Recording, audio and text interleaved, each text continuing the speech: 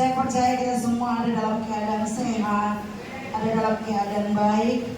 Saya minta maaf karena saya sedikit serak, tapi saya percaya bahwa Bapak Ibu akan menikmati dan telah merasakan hadirat Tuhan lewat puji-pujian yang Bapak Ibu naikkan. Puji Tuhan.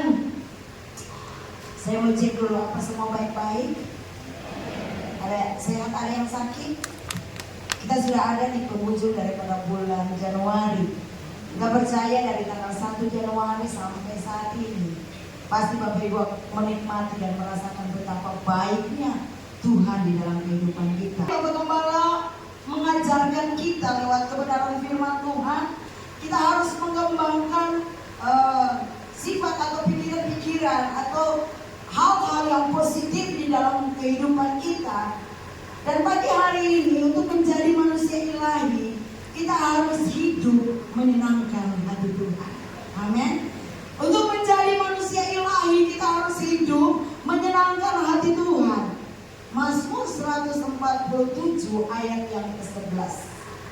Satu ayat saja, dan masih pagi Bapak Ibu tidak ke belakang, saya mau kita semua bangkit berdiri dan kita baca satu ayat ini. 1, 2, 3. Tuhan selalu kepada orang-orang yang takut akan Dia, kepada orang-orang yang berharap akan kasih setianya. Terima kasih, silakan duduk Bapak Ibu. Ada sebuah pertanyaan, bagaimana supaya kita bisa menyenangkan hati Tuhan? Menurut pemazmur yang ayat tadi kita baca, bila kita menjadi orang yang takut akan Tuhan, artinya bahwa kita menghormati Tuhan dan juga berharap kepada kasih setia Tuhan. Itu yang membuat hati Tuhan senang. Itu kata pemazmur yang tadi. Tuhan senang kepada orang-orang yang takut akan Dia, kepada orang-orang yang berharap akan kasih setianya. Artinya bahwa sesungguhnya Tuhan menghargai, hati Tuhan menjadi senang ketika kita menjadi orang-orang yang takut akan Tuhan. Takut akan Tuhan di sini menghormati Tuhan dan berharap kepada kasih setianya. Kita akan belajar beberapa hal supaya kita dapat menyenangkan hati Tuhan dalam kehidupan kita sehari-hari, dalam perjalanan kehidupan kita hari esok dan hari-hari selanjutnya. Hal yang paling pertama, bila kita mencintai Tuhan lebih dari apapun yang ada di dalam dunia ini, yang membuat, yang bisa menyenangkan hati Tuhan adalah apabila kita mencintai Tuhan lebih dari apapun yang ada di dalam dunia ini. Di dalam Matius pasal yang ke-22 ayat yang ke-37 sampai dengan ayat yang ke-38. Jawab Yesus kepadanya, kasihilah Tuhan Allahmu dengan segenap hatimu dan dengan segenap jiwamu dan dengan segenap akal budimu. Itulah hukum yang terutama dan yang pertama. Dikatakan di sini bahwa jawab Yesus, kasihilah Tuhan Allahmu dengan segenap hatimu. Arti daripada segenap hati adalah menyerahkan segala proses, pemikiran, perasaan kepada keputusan Tuhan. Segenap, sekali lagi, kasihilah Tuhan Allahmu dengan segenap hatimu. Artinya bahwa menyerahkan segala proses yang kita hadapi, pemikiran, perasaan kepada keputusan Tuhan. Artinya bahwa ketika kita mencintai Tuhan, mengasihi Tuhan dengan segenap hati, artinya bahwa ketika kita mengalami sebuah proses dalam hidup kita, kita mengalami tantangan, masalah dan persoalan. Kalau kita mengasihi Tuhan dengan segenap hati, keputusan ada di tangan Tuhan. Dan keputusan Tuhan itu tidak pernah mengecewakan kita. Keputusan Tuhan itu ya dan amin, dan akan mendatangkan berkat-berkat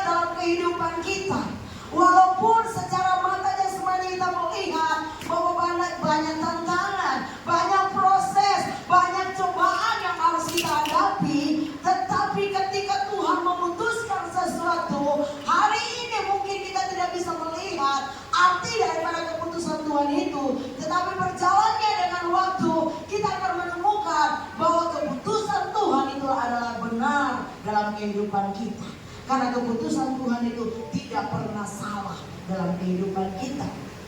Dan dengan segenap jiwamu, mengasihi Tuhan dengan segenap jiwamu, artinya mengasihi Tuhan dengan seluruh perasaan, emosi, dan kehendak kita kepada Tuhan. Filipi pasal 4 ayat 8, pikirkan hal-hal yang luar biasa,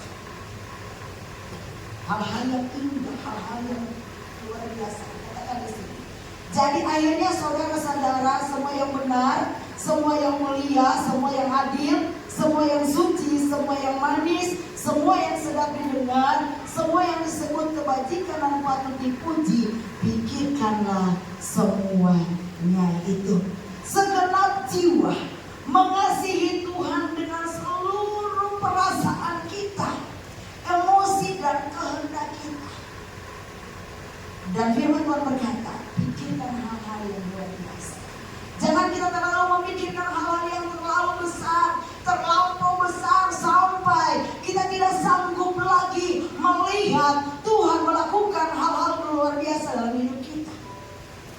Yang berikut di sini bahwa dan dengan segenap akal budimu, artinya memikirkan segala sesuatu yang berkenan kepada Tuhan, bukan kepentingan diri sendiri.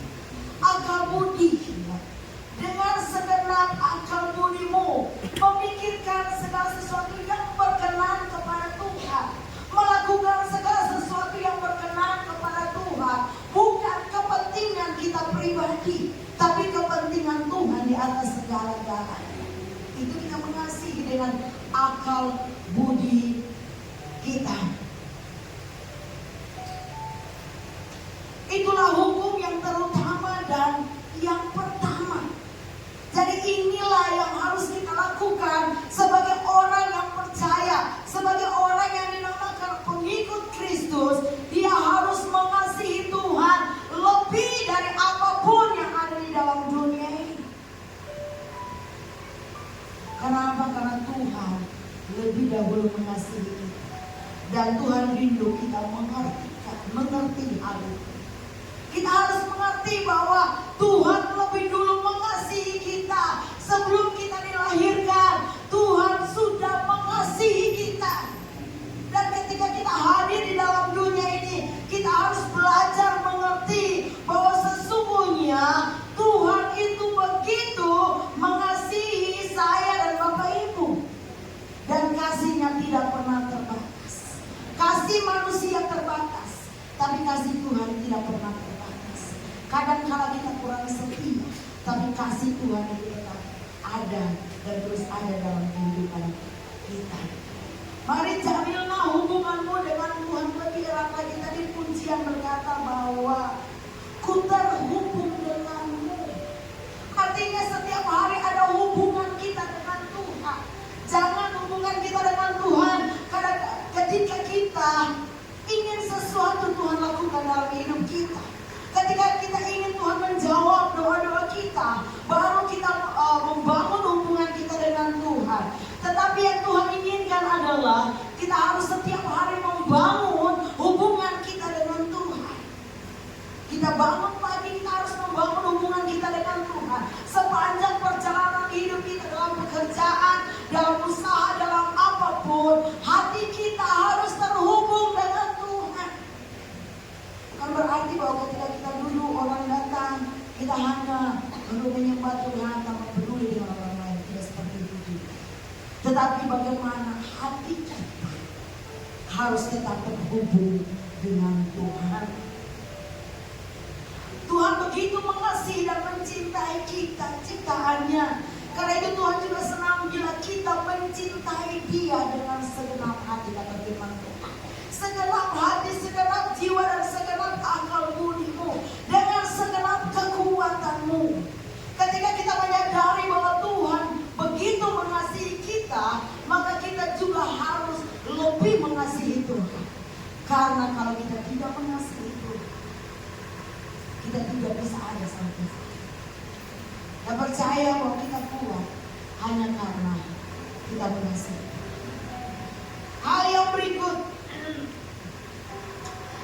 hidup yang yang menyenangkan Tuhan bila kita sungguh-sungguh percaya dan berharap sepenuhnya kepada Tuhan. Mazmur 62 ayat 6 sampai dengan ayat yang ke-9.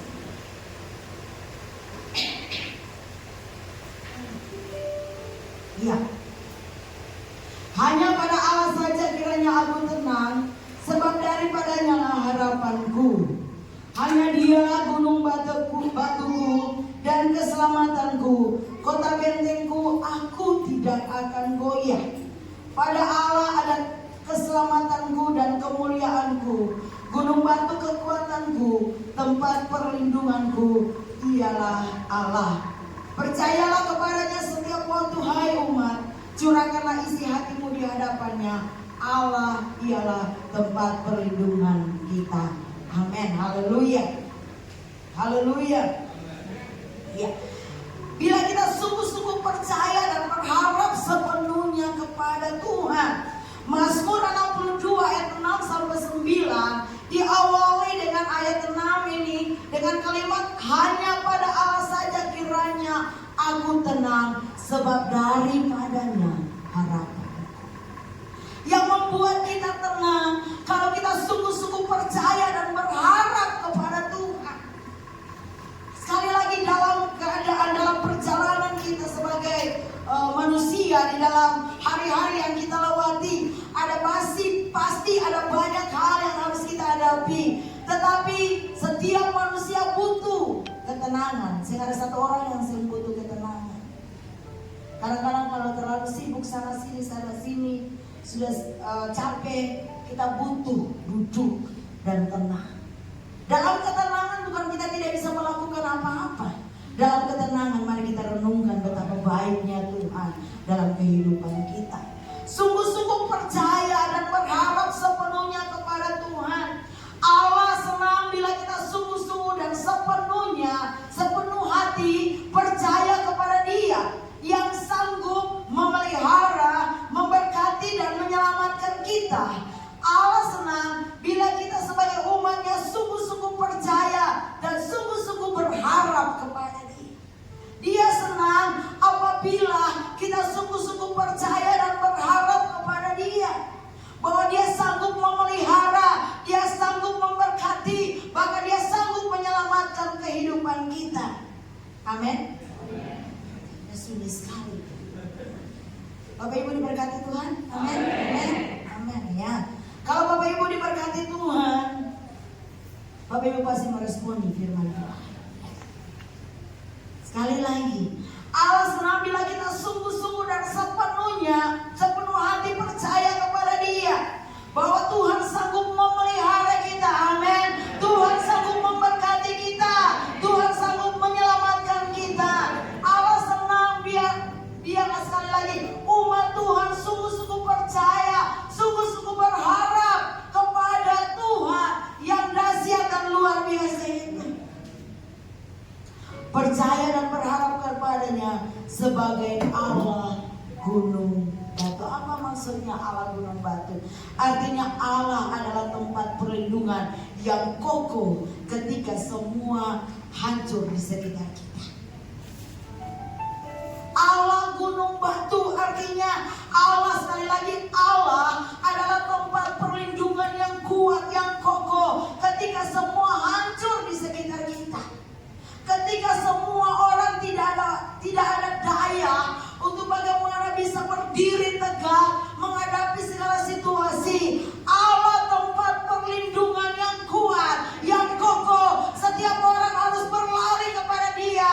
Ketika kita berlari kepada Tuhan, ada kekuatan baru, ada sukacita baru untuk terus melangkah hari ini, hari esok dan hari-hari selanjutnya. Bulan Februari masih belum jelas di hadapan kita, tapi satu hal yang paling jelas, Yesus tetap ada menyertai kita.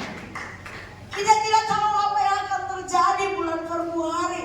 Mungkin tantangan yang kita hadapi bulan Januari berbeda dengan bulan Februari nanti, tetapi yang jelas kita punya Tuhan yang sama. Amin. Amin. Kalau mau tepuk tangan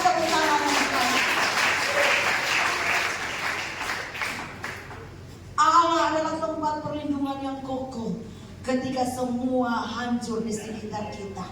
Keselamatan kota benteng yang teguh, artinya tempat yang tentram, terlindungi bagi semua umat, bukan bersifat sementara tapi kekal. Amin. Keselamatan, ya, keselamatan kota benteng Allah itu keselamatan dan kota benteng yang teguh. Tempat teraman adalah Tuhan. Tempat yang bisa kita melindungi diri kita dari berbagai hal adalah Tuhan. Dan perlindungan Tuhan, ketenangan yang Tuhan berikan bukan bersifat sementara, tetapi itu kekal untuk selama-lamanya. Ketika kita semua berharap, ketika kita semua bergantung kepada Tuhan, maka kita mau bilang bahwa tempat yang teraman, tempat yang dilindungi adalah Tuhan. Manusia kita bisa lari kepada manusia, tetapi manusia menolong kita hanya sementara. Tetapi Tuhan menolong kita hari ini, hari esok, sampai hari-hari selanjutnya. Pertolongan Tuhan tidak pernah berubah dalam hidup kita. Kadang-kadang kita tidak menikmati pertolongan Tuhan. Bukan Tuhan berubah, tapi kita lah yang berubah jauh dari Tuhan. Tetapi kalau kita dekat dengan Tuhan, kita percaya dan hidup kita menyenangkan Tuhan, maka ketentraman, perlindungan Tuhan dan berkat Tuhan sediakan dalam kehidupan kita. Tuhan disenangkan saat kita percaya kepadanya dan mencurahkan seluruh isi hati kita kepada Tuhan. Sebenarnya Tuhan itu senang ketika kita datang mengadu kepada Tuhan. Ketika kita ada di hadapan hadirat Tuhan, itu Tuhan paling senang. Ketika kita menyembah Tuhan sambil mencurahkan isi hati kita, Tuhan paling senang. Tapi kadang-kadang kita manusia bosan. Kenapa? Kita cenderung kita bisa lihat seperti teman, seperti sahabat, supaya ketika kita berbicara, dia juga berbicara kepada kita. Tetapi hati-hati, kadang-kadang sahabat yang baik juga menurut kita belum tentu itu baik. Kadang-kadang apa yang kita utarakan bisa menjadi konsumsi publik. Tetapi Tuhan tidak seperti itu. Ketika kita menangis di hadapan Tuhan, ketika kita menyerahkan hidup kita, mencurahkan isi hati kita kepada Tuhan, Dia bukan saja hanya mendengar, tapi ada waktunya Dia akan menjawab semua apa yang menjadi keluh kesah kita. Hal yang ketiga, untuk hidup menyenangkan hati Tuhan, bukan saja kita harus mencintai Tuhan lebih erat lagi, lebih mesra lagi. Bukan saja bila kita sungguh-sungguh percaya dan berharap sepenuhnya kepada Tuhan, tetapi hal yang ketiga, mentaati firman-Nya dengan segenap hati. Mentaati firman-Nya dengan segenap hati. Yohanes pasal yang ketiga ayat yang ke-36. Bapak Ibu maaf.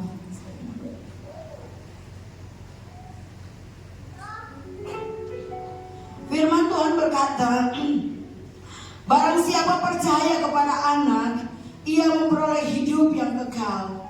Tetapi barang siapa tidak taat kepada anak, ia tidak akan melihat hidup, melainkan murka Allah tetap ada di atasnya.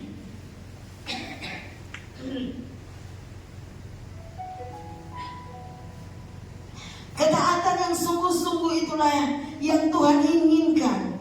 Bukan sekedar perlayanan atau korban persembahan yang dibawa kepada Tuhan, tetapi yang Tuhan mau adalah kita mentaati firman-Nya dengan segenap hati kita. Dikatakan bahwa barang siapa percaya kepada anak, ia memperoleh hidup yang kekal. Ketika kita percaya kepada Tuhan Yesus, maka kita akan memperoleh hidup yang kekal. Amin. Tetapi barang siapa tidak taat kepada anak, dia tidak akan melihat hidup. Ketika kita tidak taat kepada Tuhan, kita tidak akan melihat hidup, melainkan murka Allah tetap ada di atas. Wow, ngeri sekali ayat ini. Ketika Bapak Ibu baca sepintas, ya mungkin berlalu begitu saja. Tetapi kalau Bapak Ibu membaca ini perlahan-lahan, Kalau kita tidak percaya sungguh-sungguh kepada Tuhan, firman, dan kita tidak taat, maka di sini dikatakan melainkan murka Allah tetap ada di atasnya. Jadi kalau kita sudah percaya kepada Tuhan, percaya Dia sungguh-sungguh. Ketika kita percaya kepada firman Tuhan, ketika firman Tuhan disampaikan dan kita mengaminkan itu, maka itu akan menjadi bagian berkat dalam hidup kita. Kita percaya kepada Tuhan, bukan sekadar kita hanya berkata saya percaya kepada Tuhan, tetapi kalau kita tidak bisa membaca firman Tuhan, berarti bahwa kita hanya sekedar berkata saya percaya. Karena firman Tuhan ini berisi janji-janji Tuhan, bukan saja janji Tuhan, tapi ada awasan-awasan yang harus kita tidak boleh lakukan yang firman Tuhan kata. Dan firman Tuhan adalah sebuah pedoman yang menuntun perjalanan kehidupan kita. Firman Tuhan menjadi jawaban bagi semua masalah yang kita hadapi dalam perjalanan hidup kita. Kalau kita tidak membaca firman Tuhan, bagaimana kita bisa mendapat jawaban dari Tuhan? Tidak ada. Bagian yang ketiga, harus mentaati firman Tuhan dengan segenap hati. Kalau kita rindu supaya hidup kita menyenangkan hati Tuhan, setiap hari kita harus membaca firman Tuhan. Bukan hanya membaca, tapi merenungkan apa maksud firman Tuhan, apa maksud Tuhan dengan melewati kebenaran firman Tuhan dalam kehidupan saya. Dan kita harus mempercayai firman Tuhan itu. Dan firman Tuhan itu akan menjadi berkat dalam kehidupan kita. Tuhan senang bila firman-Nya disampaikan kepada kita, kita taati dengan sungguh-sungguh. Saat kita mentaati firman, itulah yang menyenangkan Tuhan. Saat kita mentaati firman Tuhan, itulah yang menyenangkan Tuhan. Hal yang berikut, bagian yang terakhir, bila kita senantiasa mengucap syukur dan memuji. Yang menyenangkan Tuhan, jangan lupa kalau kita senantiasa mengucap syukur. Dua kata mengucap syukur, sesuatu yang mungkin tidak sulit kita katakan, tapi kadang-kala sulit kita lakukan. Kenapa? Firman Tuhan berkata mengucap syukur dalam segala hal. Kita bisa mengucap syukur ketika hal-hal baik datang kepada kita. Tetapi ketika tantangan dan masalah, bisakah kita mengucap syukur? Kalau kita mentaati firman Tuhan, pasti kita bisa mengucap syukur. Mazmur 69 ayat 31 dan 32. Mazmur 69. Aku akan memuji-muji nama Allah dengan nyanyian, mengagungkan Dia dengan nyanyian syukur. Pada pandangan Allah itu lebih baik daripada sapi jantan, daripada lembu jantan yang bertanduk dan berkuku belah. Sekali lagi kita baca. Aku akan memuji-muji nama Allah dengan nyanyian, mengagungkan Dia dengan nyanyian syukur. Pada pandangan Allah itu lebih baik daripada sapi jantan, daripada lembu jantan yang bertanduk dan berkuku belah.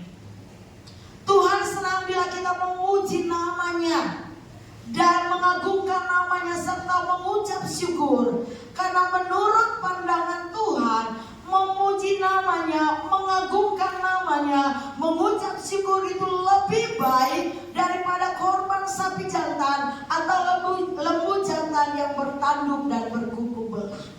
Artinya bahwa kalau kita berkorban sesuatu itu tidak salah.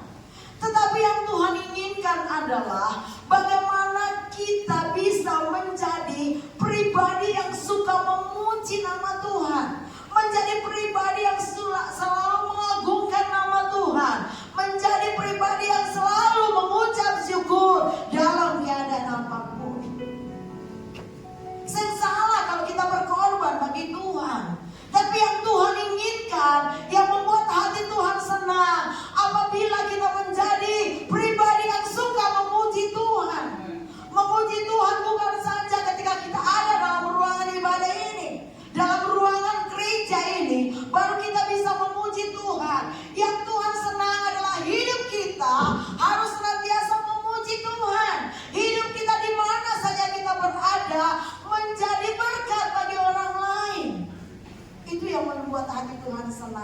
kita memuji Tuhan, kita menyembah Dia, itu yang membuat Dia senang. Bukan saja memuji tapi mengagungkan nama-Nya. Ketika seseorang pribadi, kita kasih contoh saya suami, ketika ketemu satu kumpulan bicara, lalu ketemu bicara, oh iya beta suami begini, pasti suami merasa wow, beta di kumpulan ibu-ibu dicerita hal-hal yang baik, pasti hatinya bagaimana, pasti senang tau ya gitu. Dan ketika kita memuji Tuhan atau menceritakan Tuhan di sebuah perkumpulan, maka itu yang membuat hati Tuhan senang, bahwa kita bisa menceritakan kebaikan Tuhan bagi orang lain, ya, seperti itu. Jadi dalam perkumpulan apapun kita harus tetap menceritakan kebaikan Tuhan, itu yang Tuhan senang. Ada hal-hal yang paling mudah saja. Ketika orang mengeluh, paling susah ini, betul paling susah. Tetapi ada Tuhan yang selalu bisa menolong. Ketika saya ada di satu tempat, saya selalu bilang begitu. Ketika orang berkata, entah itu di pasar atau di mana, harga-harga sumahal, susah gitu. Beta selalu bilang, iya betul susah. Tetapi kalau kita masih hidup sampai saat ini, itu berarti ada satu pribadi yang menolong kita. Satu ketika tahun berapa saya sudah lupa, untuk pertama kali beta pulang ke Maluku Utara naik kapal, dan saya bertemu dengan seseorang di kapal, di kamar, dan saya bercerita tentang Tuhan ke dia. Bercerita. Sudah sekian tahun beta sudah lupa dia. Tapi satu saat beta ketemu dengan dia, lalu dia bilang, ibu pendeta, siapa ya? Ibu sudah lupa beta kan? Ibu selupa yang di kapal, ibu bicara tentang Tuhan kepada beta.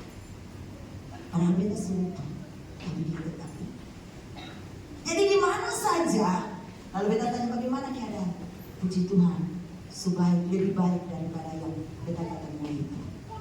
Jadi di mana saja kita berada, kita harus menceritakan kebaikan Tuhan.